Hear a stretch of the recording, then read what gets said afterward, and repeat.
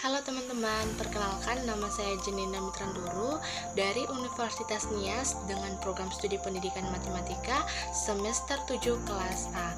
Nah, dalam video ini saya akan membuat bagaimana cara menguji homogenitas dalam aplikasi SPSS. Nah, sebelum kita mengetahui bagaimana cara menguji homogenitas, maka perlu kita ketahui apa yang dimaksud dengan uji homogenitas. Uji homogenitas itu adalah proses yang bertujuan untuk meyakinkan bahwa sekumpulan data yang akan diukur memang berasal dari populasi yang homogen atau sama. Nah, dasar kita dalam pengambilan keputusan dalam uji homogenitas itu yang pertama, jika nilai signifikansinya atau sig kurang dari 0,05, maka dikatakan bahwa varians dari dua atau lebih kelompok populasi adalah tidak sama atau tidak homogen.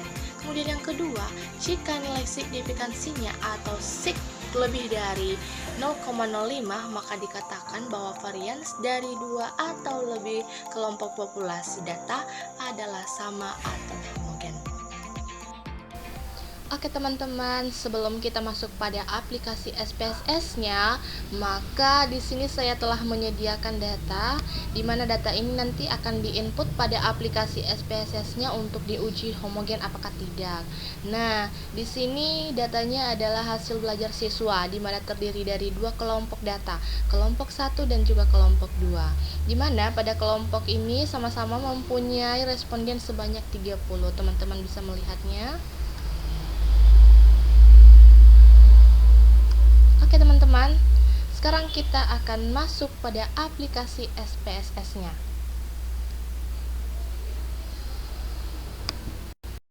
Nah, pada aplikasi SPSS ini kita masuk pada variabel view.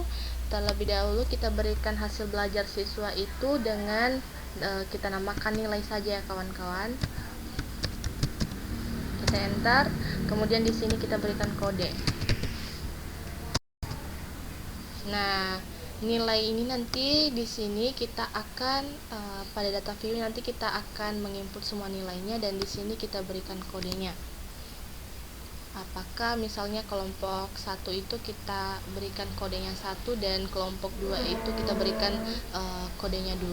Langsung saja di sini desimalnya 2 kita berikan, kemudian labelnya kita berikan hasil belajar siswa.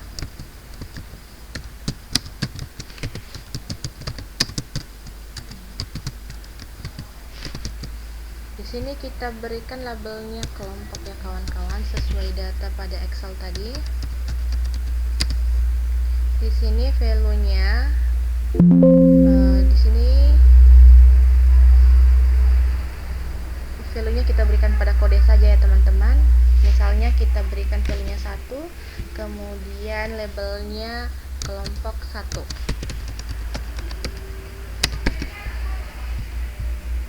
Kemudian kita lanjutkan pada kedua, labelnya kelompok 2.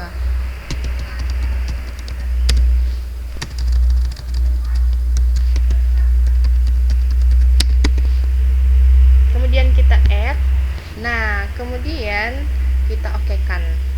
Nah, setelah kita mengisi ini semua, kemudian kita isi measurenya, kita berikan saja skala. Oke, sekarang kita masuk pada data view. Karena kita sudah selesai mengisi variabel view-nya, sekarang kita masuk pada data view. Pada data view ini kita berikan atau kita inputkan nilai-nilai yang ada pada Excel tadi ya teman-teman. Di sini ada yang pertama kelompok 1. Kita inputkan pada aplikasi SPSS-nya. Kita kopikan saja ya teman-teman biar cepat. Kemudian kita inputkan pada nilai. Nah, kemudian kita berikan kode. Kodenya tadi kan 1. Kemudian kita enter, maka otomatis berubah menjadi kelompok 1. Seterusnya begitu.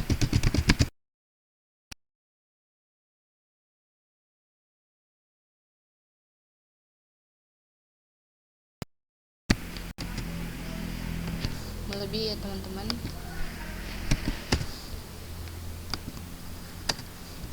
Oke, selanjutnya kita ambilkan data yang ke kelompok 2-nya. pada aplikasi Excel, kita kopikan,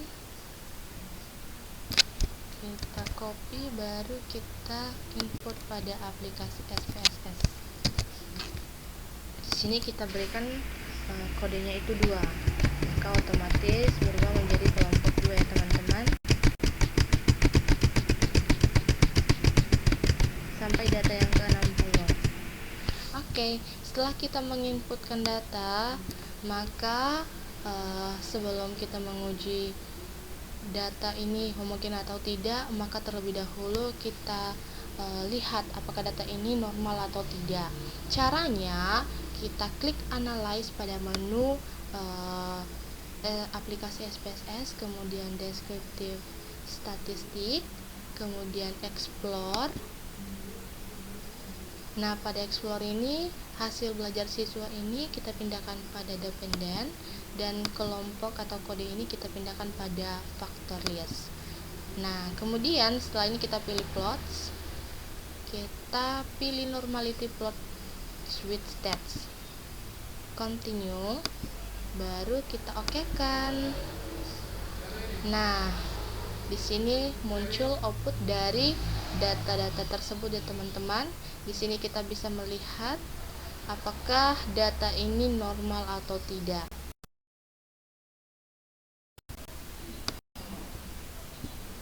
Nah, pada data ini kita bisa melihat pada data kelompok 1 dan kelompok 2 signifikannya 0,458 dan kelompok 2 signifikannya 0,054.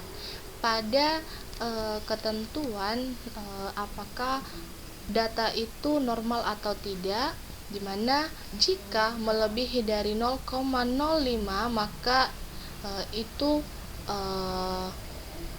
datanya berdistribusi normal. Jika kurang dari 0,05 maka datanya tidak berdistribusi normal. Maka teman-teman bisa melihat pada signifikan dari kedua data kelompok ini, kelompok yang pertama dengan kelompok yang kedua, maka di sini kelompok 1 signifikannya 0,458, maka sudah jelas ya teman-teman, ini datanya berdistribusi normal. Kemudian kelompok 2 datanya juga berdistribusi normal karena melebihi dari 0,054, 0,05. Nah, setelah kita menguji datanya berdistribusi normal, maka kita lanjutkan untuk menguji menguji apakah datanya homogen atau tidak. Nah, caranya kita klik analyze, kemudian descriptive mohon maaf ya teman-teman, kita klik analyze, kemudian complements, kemudian one way ANOVA. Nah, dependent list ini kita isikan hasil belajar siswa, kemudian pada faktor kita isikan kelompok atau kode. Kemudian kita masuk pada option. Di sini kita centang homogeneity of variance stats untuk menguji datanya apakah homogen atau tidak teman-teman. Kemudian levelnya 0,95. Kemudian continue, baru kita okekan. Oke teman-teman, kita perhatikan ANOVA-nya, dimana tadi sebelumnya saya telah menjelaskan bahwa penarikan dasar kita untuk mengatakan data ini homogen atau tidak, pada ketentuannya tadi jika melebihi dari 0,05 maka dikatakan homogen, jika kurang dari 0,05 maka itu tidak homogen. Jadi di sini kita perhatikan, di sini signifikannya melebihi dari 0,05, maka data ini bisa disimpulkan datanya homogen ya teman-teman, karena melebihi dari karena melebihi 0,05. Di sini datanya 0,106. Jadi bisa dikatakan data ini homogen.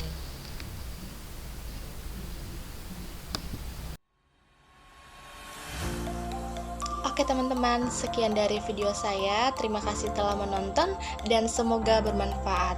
See you.